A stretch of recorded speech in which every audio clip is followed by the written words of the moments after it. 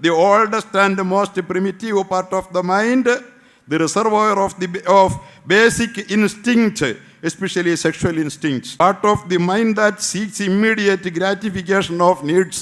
ആധുനിക മനഃശാസ്ത്രത്തിൻ്റെ പിതാവായ Sigmund Freud നിങ്ങൾ കേട്ടിട്ടുണ്ടാവും, നിങ്ങൾ വായിച്ചിട്ടുണ്ടാവും. അയാളും നടത്തി ഗവേഷണം. മനഃശാസ്ത്രത്തിൻ്റെ പിതാവ് എന്ന അദ്ദേഹത്തെ വെറുതെ വിശേഷിപ്പിച്ചതല്ല. അദ്ദേഹം പറഞ്ഞു, മനുഷ്യൻ്റെ മനസ്സുകൾക്ക് 3 തലങ്ങളാണ്. ഒന്ന് ഇഡ് അല്ലെങ്കിൽ ലിബിഡോയാണ്, രണ്ടാമത്തേത് ഈഗോ ആണ്, മൂന്നാമത്തേത് സൂപ്പർ ഈഗോയാണ്. ഇത് തന്നെയാണ് വിഭജനത്തിൽ അള്ളാഹുവിൻ്റെ ഖുർആനിനോട് ഫ്രോയിഡ് ഇവിടെ ഒത്തുവരികയാണ്. മനുഷ്യ മനസ്സുകൾ ഒരേ തലമല്ല, 3 തലമാണ്. ഇഡ് അല്ലെങ്കിൽ ലിബിഡോ, അതുപോലെ തന്നെ ഈഗോ, മൂന്നാമത്തേതായി ഈ സൂപ്പർ ഈഗോ. ഇത്തരത്തിൽ 3 മനസ്സുകൾ നമുക്കുണ്ട്. തൻ്റെ മകനെ 14-12 വയസ്സുള്ള മകൻ തൻ്റെ അവിഹിത വീഴ്ച കണ്ടുപിടിച്ചതിൻ്റെ പേരിൽ അവനെ കൊന്ന് തൻ്റെ വാഴത്തോട്ടത്തിൽ കുഴിച്ചു മൂടിയ ഹൈറേഞ്ചിലെ ഒരു കുറ്റവാളി അവസാനം അയാളുടെ മനസാക്ഷിക്ക് ഒരിക്കലും പൊറുക്കാനാവാതെ അയാൾ ബൈബിള് നെഞ്ചത്ത് വെച്ചുകൊണ്ട് പൊട്ടിക്കരഞ്ഞുകൊണ്ട് പഴക്കപ്പോഴും ഉറക്കം കിട്ടാൻ വേണ്ടി ശ്രമിച്ചു. ആരാണ്? സ്റ്റീഫൻ എന്നോ മറ്റോ പറഞ്ഞ് നിങ്ങൾക്കറിയില്ലേ?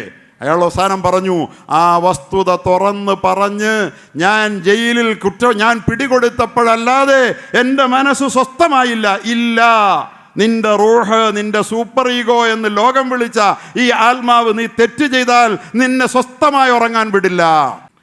പ്രിയപ്പെട്ട സഹോദരങ്ങളെ, പരിശുദ്ധ ഖുർആൻ അള്ളാഹുവിൻ്റെ നമ്മോടുള്ള അഭിസംബോധനയാണ്.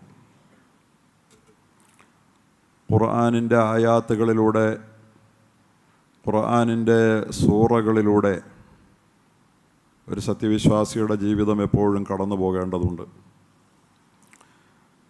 സൂറത്തുൽ ഫജ്റിലൂടെ നാം കുറേ ആഴ്ചകളായി യാത്ര ചെയ്യുകയാണ്. അത് നമുക്ക് തരുന്ന സന്ദേശങ്ങളെ ആവർത്തിച്ച് നാം പറയുകയാണ്.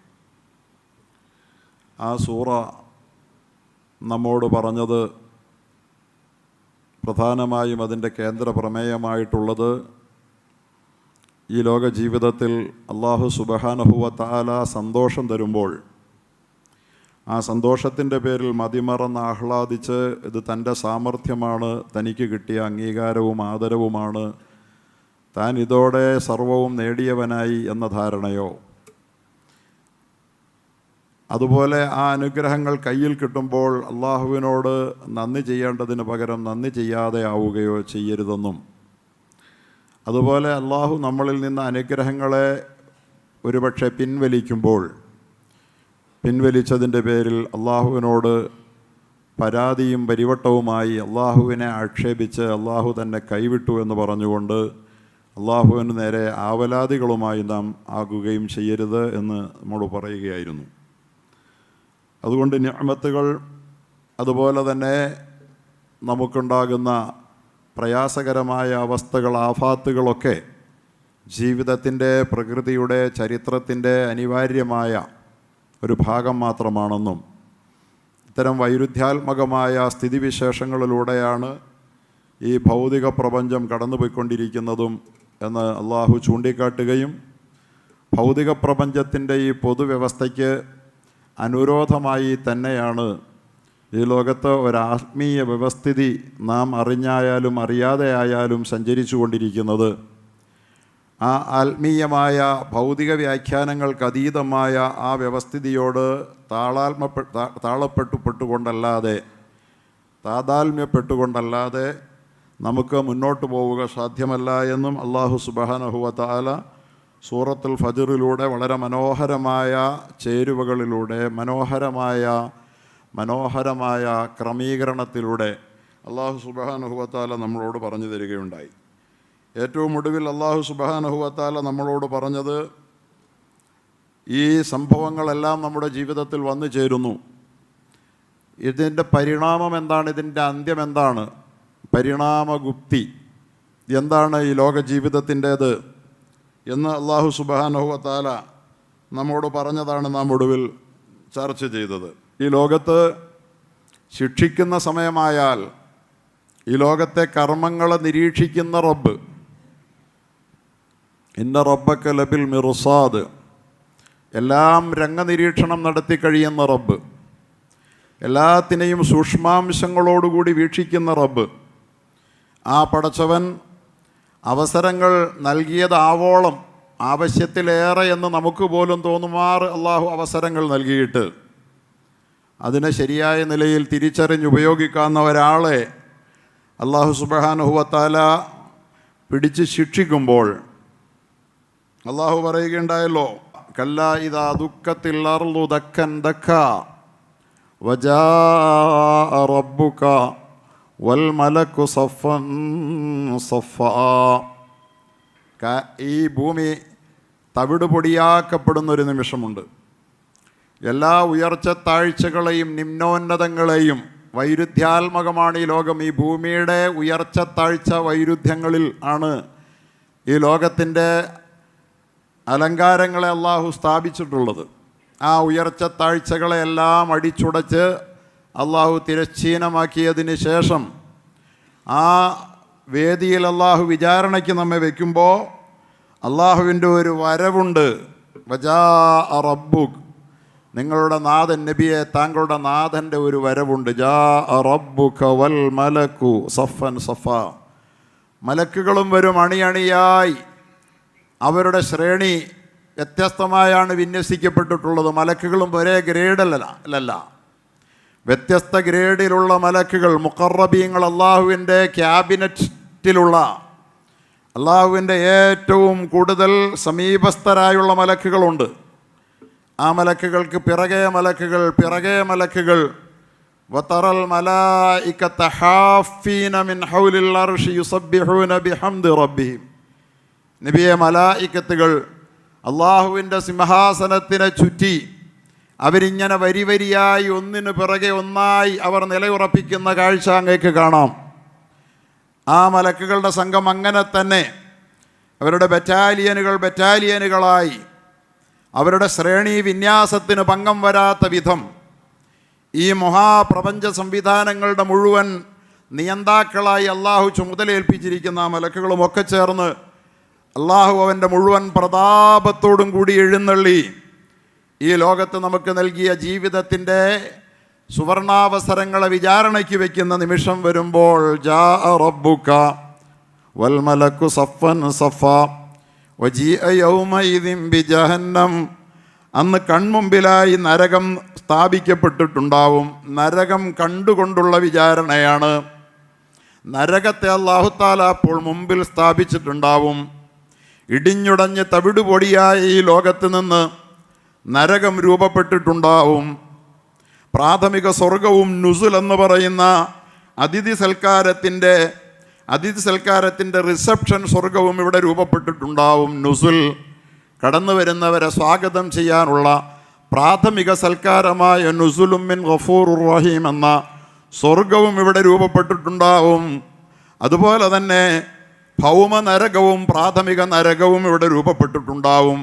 അങ്ങനെ നരകവും സ്ഥാപിക്കപ്പെട്ട് നിൽക്കുന്നിടത്ത് അള്ളാഹു നമ്മളെ വിചാരണ ചെയ്യുമെന്ന് അള്ളാഹു പറയുകയുണ്ടായി.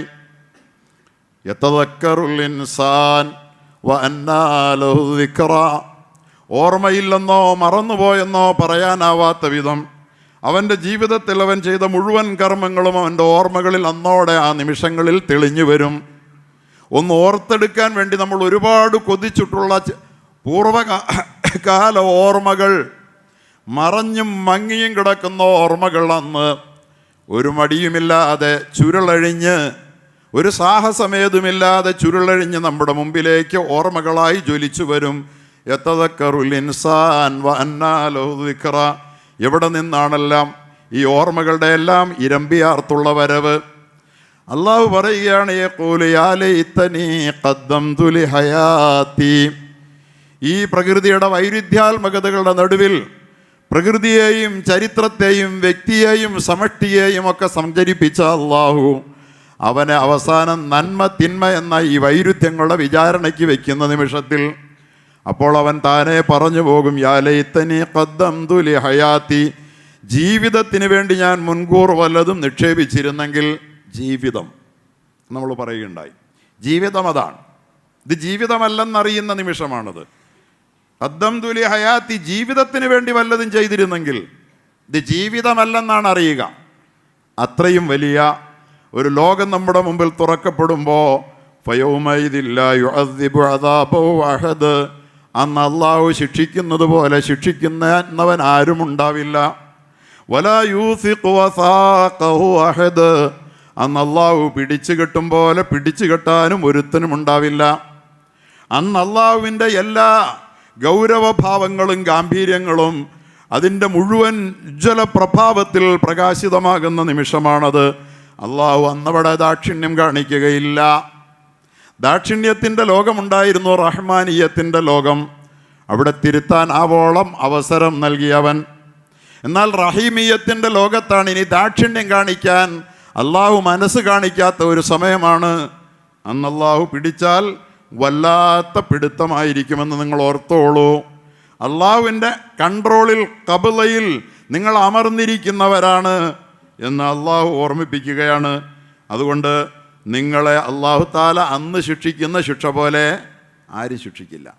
പ്രിയപ്പെട്ടവരെ, ഇന്ന് പലരും പറയണുണ്ട് അള്ളാഹു കാരുണ്യവാനല്ലേ, പുറത്തുനിന്ന് മാനവരാശിയെ ചുട്ട് ചാമ്പലാക്കുക, 1ഉം 2ഉമല്ല, 1000ഉം 10,000ഉമല്ല, ലക്ഷങ്ങളെയും കോടികളെയും ചാമ്പലാക്കിയാലും പകയടങ്ങാഞ്ഞ് വീണ്ടും വീണ്ടും മനുഷ്യരെ ചുട്ടുകൊല്ലുന്നവർ, ഇത്തരക്കാരെ അള്ളാഹു നരകശിക്ഷയിൽ കുല്ലമാ നളിജത് ജുലൂദും ബദ്ദൽനാഹും ജുലൂദൻ ഗൈറഹാ ലിയദൂഖുൽ അദാബ്, അവൻ്റെ തൊലിയെല്ലാം കരിഞ്ഞുരുകി അതിങ്ങനെ ചുളിഞ്ഞു വരുമ്പോൾ അള്ളാഹു താല അപ്പോൾ തന്നെ പകരം തൊലി അള്ളാഹു നൽകുന്നതാണ്.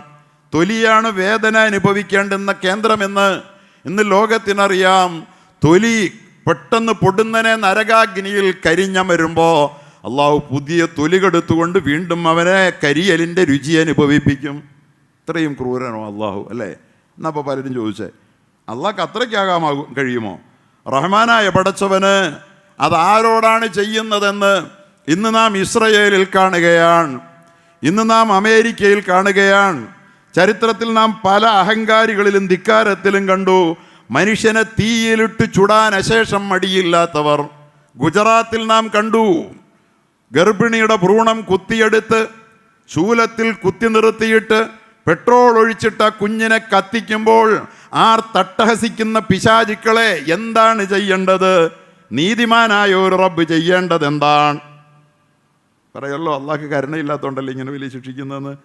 ഒരു കുഞ്ഞിനെ കൊന്നിട്ട്, ഒരു കുഞ്ഞിനെ അല്ലെങ്കിൽ 2000 മനുഷ്യനെ കരിച്ചിട്ട് കരിക്കാനുള്ള കൊതി തീരാത്ത പിശാചുക്കൾ അധികാരത്തിൻ്റെ അമരത്തിരുന്നു കൊണ്ട് നിങ്ങൾക്ക് വേദന തോന്നിയില്ലേ എന്ന് ചോദിച്ചപ്പോൾ കാറിൻ്റെ അടിയിൽ പെട്ടുപോയ പട്ടിക്കുഞ്ഞിൻ്റെ വേദനയുണ്ടല്ലോ, മരണവെപ്രാളമുണ്ടല്ലോ, അതുപോലൊരു വേദനയെന്ന് തോന്നിയെന്ന് വേണമെങ്കിൽ വരവ് വെച്ചോളൂ എന്ന് പറയുന്ന പിശാചുക്കളെ എങ്ങനെ കൈകാര്യം ചെയ്യണം?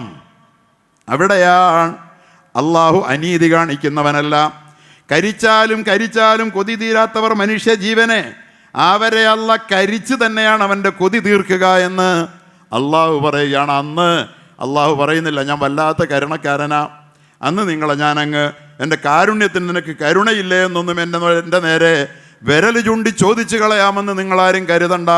നിങ്ങളെ ഞാൻ കൃത്യമായി ഈ ലോക ജീവിതത്തിൽ നിങ്ങളുടെ കയ്യിരിപ്പ് ഞാൻ അളന്നു തൂക്കി വെച്ചിട്ടുണ്ട്. പ്രിയപ്പെട്ടവരെ, 50,000 പേരെ കൊന്നിട്ടും നോ കോംപ്രമൈസ്, വിട്ടുവീഴ്ച പാടില്ല, ഒരു മാപ്പും പാടില്ല എന്ന് പറഞ്ഞവൻ അവസാനം തീയിൽ അവനും അവൻ്റെ കൊട്ടാരങ്ങളും വെന്ത് വെണ്ണീറാകുമ്പോൾ ലോകത്തിൻ്റെ മുമ്പിൽ കൈകൂപ്പി കരഞ്ഞ കാഴ്ച നമ്മൾ കണ്ടില്ലേ? അത് റബ്ബിൻ്റെ മറ്റൊരു ഇടപെടലായിരുന്നു ഈ ലോകത്ത് തന്നെ. പക്ഷേ ഇതൊരു ചെറിയ ശിക്ഷയല്ലേ? വലനുദീഖന്നഹും മിനൽ അദാബിൽ അദ്നാ ദൂനൽ അദാബിൽ അക്ബർ. ഇവിടെ വരുന്ന ശിക്ഷ കണ്ടിട്ട് തികഞ്ഞില്ലല്ലോ എന്നാ ചിലർ പറയണേ. ആഖിറത്തിലെ ശിക്ഷ പറയുമ്പോൾ അത്രയ്ക്ക് കൂടിപ്പോകാമോ എന്നാ ചിലർ ചോദിക്കണേ. ഇവിടത്തത് തികഞ്ഞില്ല എന്നുള്ളവർക്കറിയാം. ഇവിടെ കൊടുക്കുന്ന ശിക്ഷ പൂർണ്ണ ശിക്ഷയല്ല, തിരിച്ചു വരാൻ വേണ്ടിയുള്ള ശിക്ഷ മാത്രമാണ്. ഏത് ശിക്ഷയ്ക്ക് വിധേയനായ അപരാധിക്കും ഈ ലോകത്ത് തിരിച്ചു വരാം. ഏത് ജൂതനും തിരിച്ചു വരാം, ഏത് ക്രിസ്ത്യാനിക്കും തിരിച്ചു വരാം, ഏത് മുസ്ലിമിനും തിരിച്ചു വരാം, ഏത് മതമില്ലാത്തവനും തിരിച്ചു വരാം. അതുകൊണ്ട് ഈ ലോകത്ത് കൊടുക്കുന്ന ശിക്ഷ തിരിച്ചു വരാനുള്ള ശിക്ഷയാണ്, ചെറിയ ശിക്ഷയാണിത്. ലഅല്ലഹും യർജിഊൻ. വലനുദീഖന്നഹും മിനൽ അദാബിൽ അദ്നാ ദൂനൽ അദാബിൽ അക്ബർ. വലിയ ശിക്ഷ വരുന്നതിന് മുമ്പുള്ള സാമ്പിൾ ശിക്ഷ മാത്രമേ ലോകത്തെ ശിക്ഷയാകുന്നുള്ളൂ. ഇവിടെയും പക്ഷേ കരിക്കപ്പെടുന്നുണ്ട്. അപ്പൊ അതുകൊണ്ട് എൻ്റെ പ്രിയപ്പെട്ടവരെ, ഈ നിഷ്ഠൂരന്മാർ പതിനായിരങ്ങളെ ലക്ഷങ്ങളെ ചുട്ട് ചാമ്പലാക്കാൻ, അവരുടെ ഭവന സമുച്ചയങ്ങളെ വെറും ചവറു കൂമ്പാരമാക്കി തീർക്കാൻ, എന്നിട്ടും അട്ടഹസിക്കാൻ കഴിയുന്ന ഇവർക്ക് ശിക്ഷ കൊടുക്കാൻ എൻ്റെ കൈവശമുണ്ട്, അതിന് പ്രാപ്തനാണ് ഞാനെന്നാണ് അള്ളാഹ് പറയണത്. പലർക്കും ആഗ്രഹമില്ലേ ഇവരെ ഒന്ന് കൈകാര്യം ചെയ്യുന്ന ഒരു അള്ളാഹു ഉണ്ട്, ഞാനുണ്ടിവിടെ, എൻ്റെ കൈവശം അവർക്ക് പറ്റിയ ശിക്ഷയുമുണ്ട്. അതുകൊണ്ട് ഓരോരുത്തരുടെയും ശിക്ഷ അവൻ്റെ പ്രവർത്തനത്തിനനുസരിച്ച് വ്യത്യസ്തമാണ്. അവൻ ഏത് തരത്തിലാണോ ഈ ലോകത്ത് അക്രമം കാട്ടിയത്, അതേ തരത്തിൽ അതേ കാറ്റഗറിയിലാണ് അള്ളാഹു അവന് ശിക്ഷ നൽകുക എന്ന് നമുക്ക് ഹദീസിൽ കാണാം. അതുകൊണ്ട് പ്രിയപ്പെട്ടവരെ, അന്ന് അള്ളാഹു ശിക്ഷയ്ക്ക് വേണ്ടി കരുതിയിരിപ്പുണ്ടെന്ന് ഇന്ന് ഒരു ദിവസമല്ല, 1000 ദിവസമല്ല, 60 ദിവസം 60 വയസ്സ് ഈ ലോകത്ത് ജീവിക്കുന്ന മനുഷ്യന് ആയിരക്കണക്കിന് 10,000-കണക്കിന് ദിവസങ്ങളിലൂടെ ഓർമ്മിപ്പിക്കപ്പെട്ടിട്ടും അക്രമം അവസാനിപ്പിക്കാൻ മനസ്സില്ലായിരുന്നെങ്കിൽ പിന്നെ ഈ അള്ളാഹു നിങ്ങളുടെ മുമ്പിൽ നിസ്സഹായനാകുമെന്നോ?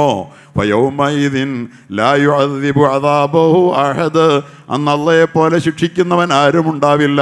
വലാ യൂസിഖു വസാഖഹു അഹദ്. അന്ന് അള്ളാഹുവിനെ പോലെ പിടിച്ചു കെട്ടുന്നവനും ആരും ഉണ്ടാവില്ല. ഓർത്ത് ജീവിച്ചോളാൻ അള്ളാഹ് പറഞ്ഞത്. അള്ളാഹു നമുക്ക് തൗഫീഖ് തരട്ടെ. അത്ര അരാജകത്വത്തിൻ്റെ ഭൂമികയൊന്നുമല്ല ഇത്. ഇതൊരു വെള്ളരിക്കപ്പെട്ടണമൊന്നുമല്ല. ഇവിടെ തോന്നിയാസം എന്തും കാണിച്ചിട്ടങ്ങ് പൊയ്ക്കളയാം, രക്ഷപ്പെട്ട് കളയാമെന്നൊന്നും ഒരുത്തനും കരുതണ്ട. ഇവിടെ തന്നെ അവൻ ചെറുതനുഭവിച്ചേ മടങ്ങൂ, വലുതവനെ കാത്തിരിപ്പുണ്ട്. ആ ശിക്ഷയെക്കുറിച്ചാണ് അള്ളാഹു പറഞ്ഞത്. സഹോദരങ്ങളെ, അള്ളാഹു ഏറ്റവും ഒടുവിൽ ഓർമ്മിപ്പിക്കുക, ഇതൊക്കെയാണ് എൻ്റെ ഈ പ്രകൃതി വ്യവസ്ഥ, എൻ്റെ ഈ ലോകത്തെ സംവിധാനങ്ങൾ ഇങ്ങനെയാണ് എന്ന് അള്ളാഹു സുബ്ഹാനഹു വ തആല പറഞ്ഞു. പക്ഷേ അത് പറഞ്ഞ് പേടിച്ചു പോയോ? അള്ളാഹു ചോദിക്കുകയാണ്, യാ അയ്യത്തുഹൻ നഫ്സുൽ മുത്മഇന്ന, അല്ലയോ പ്രശാന്തി നേടിയ കൈക്കൊണ്ട ആത്മാക്കളെ, സംതൃപ്തി നേടിയ സംതൃപ്താവസ്ഥ കൈവരിച്ച ആത്മാക്കളെ, നിങ്ങൾ എൻ്റെ ശിക്ഷാ വിളംബരം കേട്ട് ഞെട്ടേണ്ടതില്ല കേട്ടോ. അള്ളാഹുവിൻ്റെ ഒരു നയമാണ് എപ്പോഴും. അള്ളാഹുവിൻ്റെ ഒരു നയമാണ് എപ്പോഴും. എന്താണത്? ശിക്ഷയെക്കുറിച്ച് എവിടെയെങ്കിലും അള്ളാഹു പറഞ്ഞാൽ അപ്പോൾ തന്നെ അള്ളാഹു അനുഗ്രഹത്തെക്കുറിച്ച്, നല്ലവർക്ക് നൽകാൻ പോകുന്ന അനുഗ്രഹത്തെക്കുറിച്ച് പറഞ്ഞ് ആശ്വസിപ്പിച്ചിട്ടല്ലാതെ അള്ളാഹു കടന്നു പോകൂല.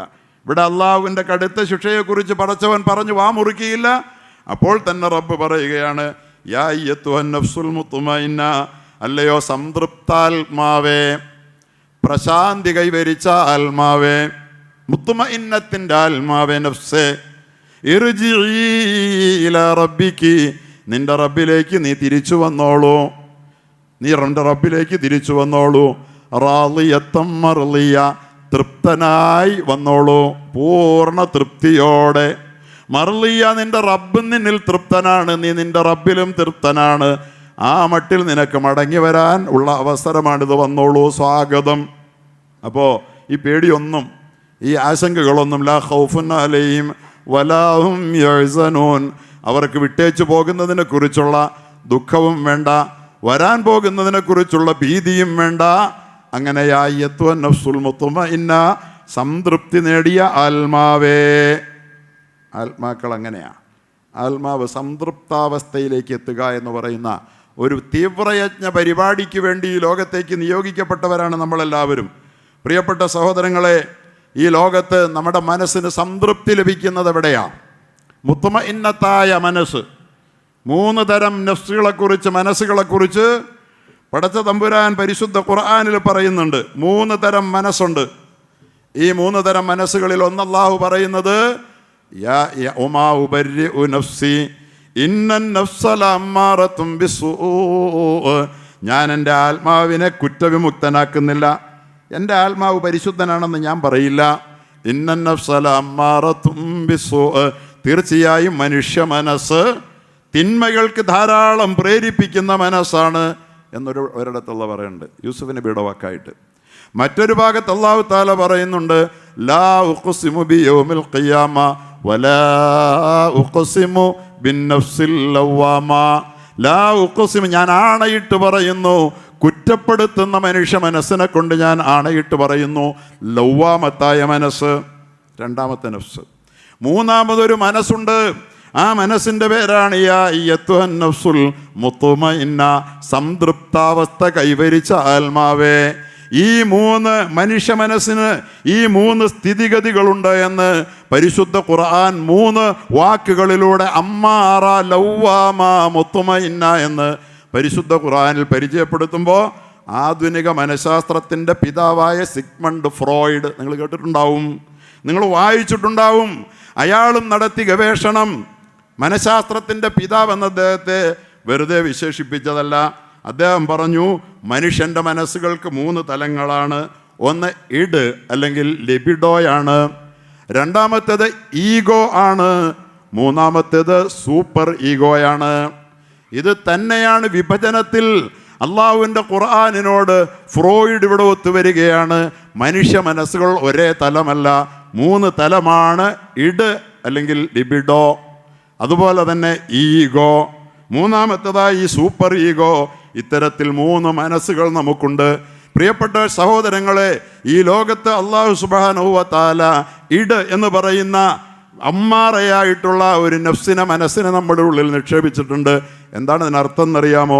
നമ്മൾ നന്മയിലേക്ക് ഓരോ നിമിഷവും കൈപിടിച്ച് സംതൃപ്താവസ്ഥ പ്രാപിക്കാൻ വേണ്ടി, നമ്മുടെ മനസ്സിനെ നന്നാക്കാൻ, പാകപ്പെടുത്താൻ വേണ്ടി ഈ മനുഷ്യൻ ഉദ്യമിച്ചുകൊണ്ട് അവൻ്റെ ജീവിതത്തെ പരിഷ്കരിക്കാൻ, സംസ്കരിക്കാൻ ശ്രമിക്കുമ്പോൾ അതിൻ്റെ ആദ്യ ഘട്ടത്തിൻ്റെ പേരാണ്, അതിന് പിടികൊടുക്കാത്ത, വഴങ്ങാത്ത ആദ്യഘട്ടത്തിൻ്റെ പേരാണ് നഫ്സ് അമ്മാറ.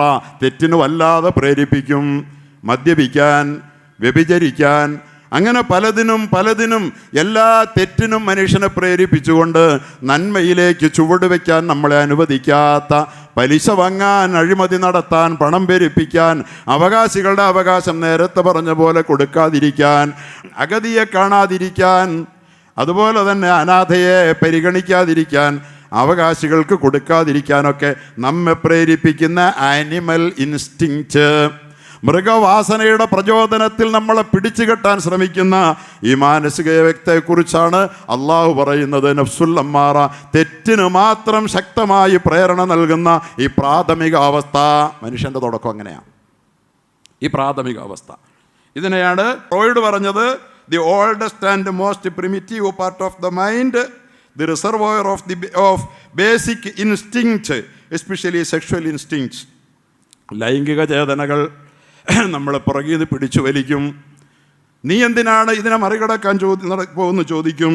The part of the mind that seeks immediate gratification of needs, വിശപ്പിൻ്റെ, ദാഹത്തിൻ്റെ ആവശ്യങ്ങളെ ഉടനടി സാക്ഷാത്കരിക്കാൻ ആവശ്യപ്പെടുന്ന ആ ഇഡ്, ആ ലിബിഡോ, ആ അമ്മാറ, the part of the mind that is inherited, അത് നമ്മുടെ ഉള്ളിലുണ്ട്. ഈ അമ്മാറത്താണ് നമ്മുടെ നന്മയിലേക്കുള്ള പ്രയാണത്തിൽ വഴിമുടക്കുന്നത്. ഇത് മനഃശാസ്ത്രത്തിൻ്റെ ഉള്ളറകളിലേക്ക് ഊളിയിട്ട് സഞ്ചരിച്ച ആധുനികൻ കണ്ടെത്തിയ ഈ നഫ്സിനെയാണ് അല്ലാഹു അമ്മാറ എന്ന് പറഞ്ഞത്. മൃഗവാസനകളാൽ ബന്ധിതമായ, അതിൽ നിന്ന് കുതറിമാറാൻ അനുവദിക്കാത്ത, തിന്നാനും കുടിക്കാനും ഇണചേരാനുമുള്ള ഏതിഷ്ടത്തെയും പിടിച്ചു കെട്ടാൻ സമ്മതിക്കാത്ത വിധത്തിൽ നമ്മളെ അനിയന്ത്രിതമായി, നമ്മുടെ ടീനേജ് മക്കളെ എന്ന പോലെ കൗമാരക്കാരെ ഇങ്ങനെ മേച്ചിൽപ്പുറങ്ങളിലൂടെ മോഹത്തിൻ്റെ മോഹപ്പറവകളായി പറക്കാൻ പ്രേരിപ്പിക്കുന്ന ഇടാണ്. പക്ഷേ ഇതിനെ നിയന്ത്രിക്കുന്ന രണ്ടാമത്തേതൊന്നുണ്ട്. ഇതിനെ ഒന്ന് പിടിച്ചു കെട്ടിയാൽ, ഇതിനെ പക്ഷെ അങ്ങനെ തന്നെ അഴിച്ചുവിടുമ്പോൾ അതിൻ്റെ ഉള്ളിലിരുന്നു കൊണ്ട് മറ്റൊന്ന് സ്പന്ദിക്കും. അതിൻ്റെ പേരാണ് കൽബ് എന്നുള്ളത്. കൽബിനെ കുറിച്ച് നഫ്സുൽ ലവ്വാം എന്നാ പറയുന്നത്. ഇതൊക്കെ നമ്മൾ ചെയ്യുമ്പോൾ അല്ല വേണ്ടിയിരുന്നില്ല കേട്ടോ. വ്യഭിചരിച്ചവൻ കഷ്ടമെന്നവൻ്റെ മനസാക്ഷി പറയും. അതുപോലെ തന്നെ കൊലപാതകം നടത്തിയവനോട് അവൻ്റെ ഉള്ളിലിരുന്ന് മനസ്സ് മന്ത്രിക്കും, അരുതാത്തതായിരുന്നു എന്ന് പറയും. അതുപോലെ തന്നെ പിടിച്ചു പറിച്ചവനോടും അത് പറയാതിരിക്കില്ല മനുഷ്യനാണെങ്കിൽ. അതിൻ്റെ പേരാണ് ഈഗോ, അതിൻ്റെ പേരാണ് ലവ്വാമ, കുറ്റപ്പെടുത്തുന്ന ആത്മാവ്. ഇത് ചെയ്യുമ്പോൾ കുറ്റപ്പെടുത്തുന്ന മനസ്സിൻ്റെ രണ്ടാം ഘട്ടം the realistic part of the mind എന്ന് പറഞ്ഞിട്ട് the part of the mind that regulates the id's energy. ഇഡിൻ്റെ മൃഗവാസനയുടെ ഊർജത്തെ കൺട്രോൾ ചെയ്യുന്നതുകൊണ്ട് മനസ്സ് അതിനെ റെഗുലേറ്റ് ചെയ്യും, കുറ്റപ്പെടുത്തിക്കൊണ്ടിരിക്കും. അതാണ് മനസ്സാക്ഷി എന്ന് നമ്മൾ പറയുന്നത്. ഇത് മനുഷ്യ മനസ്സിലുണ്ടെന്ന്. The part of the mind that mediates between the id and the super ego. Super ego, റൂഹ്, ആത്മാവാണ് യഥാർത്ഥത്തിൽ മനസാക്ഷിയായി മനസ്സിൻ്റെ ഉള്ളിൽ സ്വാധീനം ചെലുത്തിക്കൊണ്ട് നീ ചെയ്തത് തെറ്റാണെന്ന് പറയിക്കുന്നത് റൂഹാണ്. അതിൻ്റെ പേരാണ് ഫ്രോയിഡിൻ്റെ ഭാഷയിൽ സൂപ്പർ ഈഗോ. അതിനെയാണ് അള്ളാഹു വിശേഷിപ്പിച്ചത് നഫ്സുൽ മുത്മഇന്ന, സംതൃപ്താത്മാവ്, നന്മയിൽ മാത്രം സമാധാനം കണ്ടെത്തുന്ന ആത്മാവ്, നന്മ ചെയ്താൽ മാത്രം അടക്കം കിട്ടുന്ന, തിന്മ ചെയ്താൽ അസ്വസ്ഥമാകുന്ന ആത്മാവ്, അതാണ് സൂപ്പർ ഈഗോ എന്ന് അദ്ദേഹം പറയുകയുണ്ടായി. The moralising part of the mind, മനുഷ്യനെ ധാർമ്മികതയിലേക്ക് പ്രേരിപ്പിക്കുന്ന മൈൻഡ്.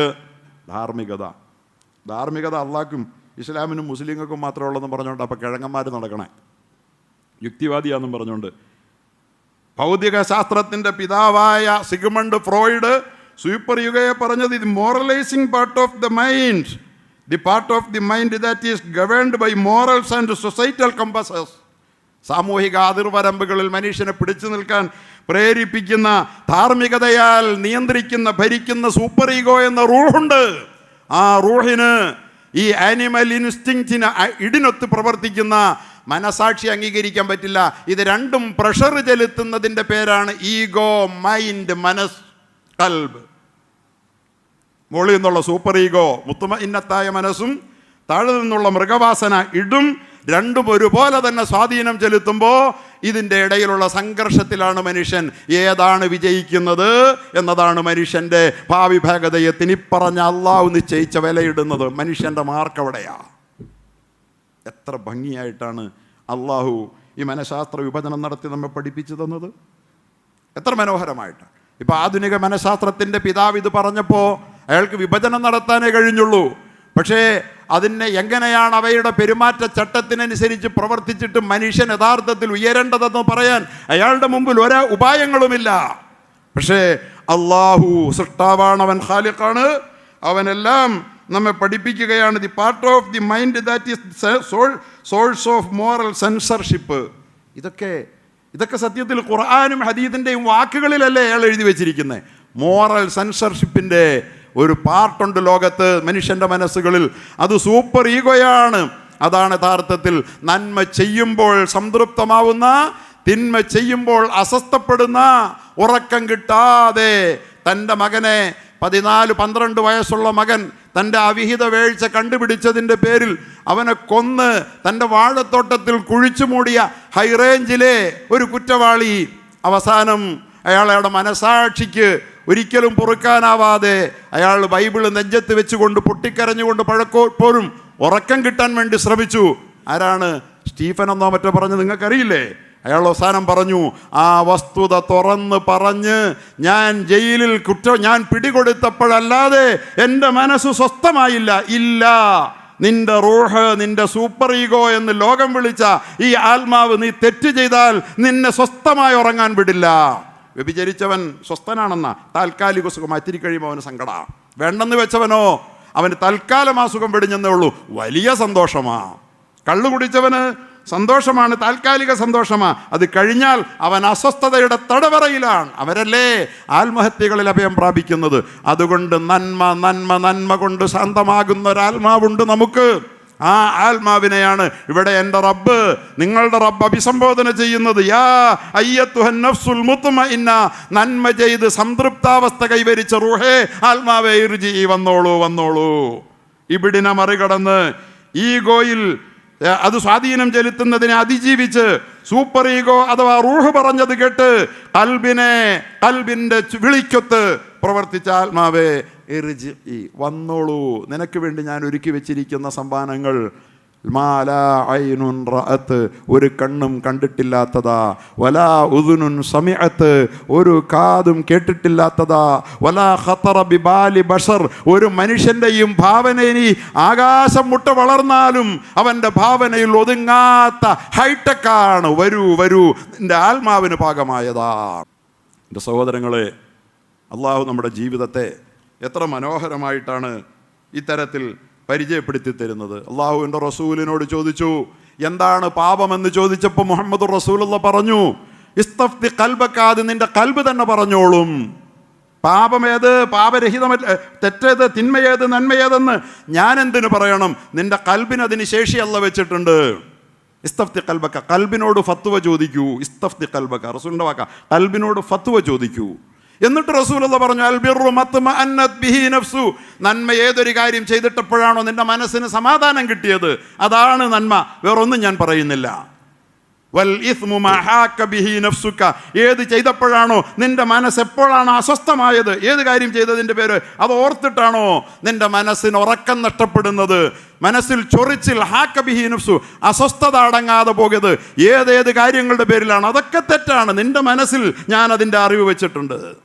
യാ അയ്യത്തുഹൻ നഫ്സുൽ മുത്മഇന്ന, നന്മ ചെയ്ത് സംതൃപ്താവസ്ഥയിലേക്ക് എത്തിയ സുഖം, ഏത് ജീവിതത്തിൻ്റെ വ്യത്യസ്ത സാഹചര്യങ്ങൾ മാറി മാറി വന്നാലും അതൊന്നും എന്നെ അലട്ടുകയില്ല, എൻ്റെ റബ്ബുണ്ട് എന്ന് തീരുമാനിച്ച് ശാന്തമാകാൻ, നന്മ കൊണ്ട് ശാന്തമാകാൻ. മൃഗവാസനകൾ, അനിമൽ ഇൻസ്റ്റിങ്ക്റ്റുകൾ, അവൻ്റെ ജന്മവാസനകൾ അവനെ മാടി മാടി വിളിച്ചാലും ഇല്ല, അതിലേക്ക് പോകാൻ എനിക്ക് മനസ്സില്ലെന്ന് പറഞ്ഞ് സൂപ്പർ ഈഗോയുടെ റൂഹിൻ്റെ നന്മതിന്മ വിവേചന മനസ്സിൻ്റെ ആ സെൻസർഷിപ്പിന് വിധേയമായി കൽബിനെ കൺട്രോൾ ചെയ്തവൻ. ഈ കൽബിലാണ് ഇതിൻ്റെ പടയോട്ടം. കൽബ് അതുകൊണ്ടാണ് ഇളകുന്നതാ. എങ്ങോട്ട്? കൽബ് ഒമാസുമിയൽ ഇൻസാനു ഇല്ലാലി ഉൻസിഹി, ഇൻസായത് ഉൻസു കൊണ്ടാ, മനുഷ്യനായത് ഇണക്കം കൊണ്ടാ, ഇണക്കമുള്ളവനെ മനുഷ്യനാവുള്ളൂ. വലൽ കൽബു ഇല്ലാ അന്നഹു യതഖല്ലബു, കൽബായത് തഖല്ലുബുള്ളത് കൊണ്ടാണ്, ഇളക്കമുള്ളത് കൊണ്ടാണ്. കൽബായത് ഇളക്കമുള്ളതുകൊണ്ടാണ്. ഇളക്കം കൊണ്ടാ? ഒന്ന് ജന്മവാസനയിലേക്ക്, മൃഗവാസനയിലേക്ക്, മറ്റേത് സൂപ്പർ ഈഗോയിലേക്ക്, ആത്മാവിൻ്റെ ഉത്തമമായ സന്ദേശങ്ങളിലേക്ക്. ഇത് രണ്ടിനുമിടയിൽ ഇളകിയാടുന്ന മനസ്സിനെ പിടിച്ചു കെട്ടുക, മുത്തുമഇന്ന, ഉറപ്പിച്ചു നിർത്തുക എന്നതിൻ്റെ അർത്ഥം. മുത്തുമഇന്ന, പ്രശാന്തി, അതിലേക്കാണ് നമ്മുടെ യാത്ര. ആദ്യം നമുക്കിതിനെ മറികടക്കണം, ഈ ഇടിനെ. രണ്ടാമത്തേത് ഈഗോയിൽ സൂപ്പർ ഈഗോയുടെ സ്വാധീനത്തെ നമ്മൾ ചേർത്ത് വെക്കണം, അഥവാ റൂഹിൻ്റെ സ്വാധീനത്തെ കൽബിൽ ഉറപ്പിച്ച് ഇടിനെ അഥവാ നഫ്സുൽ ലവ്വാമയെ, നഫ്സുൽ അമ്മാറയെ മറികടന്ന് ലവ്വാമയുടെ കുറ്റപ്പെടുത്തുന്ന മനസാക്ഷിയുടെ വിളിക്ക് ഉത്തരം നൽകി റൂഹിനെ പരിഷ്കരിക്കുന്നവർക്കുള്ളതാണ് ആളെ സ്വർഗം. ഫദ്ഖുലി ഫി ഇബാദി, എൻ്റെ ദാസന്മാരുടെ കൂടെ വരൂ. വദ്ഖുലി ജന്നത്തി, എൻ്റെ സ്വർഗത്തിലേക്ക് വരൂ. അവിടെയാണ് നിങ്ങളുടെ ലാസ്റ്റ് റിയൽ എബോർഡ്, അവസാന താവളം അവിടെയാ. അത്രയും വലിയ മനസ്സാണ് നിങ്ങളുടെ ഉള്ളിലുള്ളത്. ഇടിൽ ഒതുങ്ങരുത്, സൂപ്പർ ഈഗോയ്ക്ക് ഇതിലേക്ക് ഉയരണം എന്ന് പറയുകയാണ് അല്ലാഹു. അതുകൊണ്ട് കാന മിനല്ലദീന ആമനു, വിശ്വസിച്ചവരോടൊപ്പം നടക്കണം. ആരാണ് നിങ്ങളുടെ കൂട്ട്? യാത്ര ചെയ്യുമ്പോൾ, ആഖിറത്തിലേക്ക് യാത്ര ചെയ്യുമ്പോൾ നിങ്ങൾ ആരോട് സഹവസിച്ചു, സമ്പർക്കപ്പെട്ടു, അവരോടൊപ്പമേ യാത്ര ചെയ്യാൻ പറ്റുള്ളൂ. ഇവിടെ നല്ല സ്വാലിഹ്യങ്ങളായ കൂട്ടുകാരെ കണ്ടെത്തുക, എങ്കിലേ ഈ ലക്ഷ്യം നേടാനാവൂ. അള്ളാഹു നമ്മെ എത്ര ഭംഗിയായി ജീവിത ലക്ഷ്യം പഠിപ്പിക്കുന്നു. റബ്ബ് തആല തിരിച്ചറിഞ്ഞ് പ്രവർത്തിക്കാൻ ഭാഗ്യം തരുമാറാകട്ടെ എന്ന ദുആയോടെ അള്ളാഹു ആഖിറത്തിൽ വിജയിക്കുന്ന വിധത്തിൽ നമ്മുടെ ജീവിതത്തിൻ്റെ ആത്മാവിൻ്റെ, നമ്മുടെ മനസ്സിൻ്റെ അവസ്ഥകളെ നിയന്ത്രിച്ച് ജീവിക്കുന്ന, മൃഗവാസനകൾക്ക് അടിമപ്പെടാത്ത, മനുഷ്യത്വത്തിൻ്റെ ചൊല്ലുകേട്ട് മനസാക്ഷിയുടെ വിളിക്കുത്തരം ചെയ്യുന്ന, റൂഹിൻ്റെ വിളി കേട്ട് പ്രവർത്തിക്കുന്ന ഭാഗ്യശാലികളിൽ അള്ളാഹു നമ്മെ പെടുത്തി തരുമാറാകട്ടെ.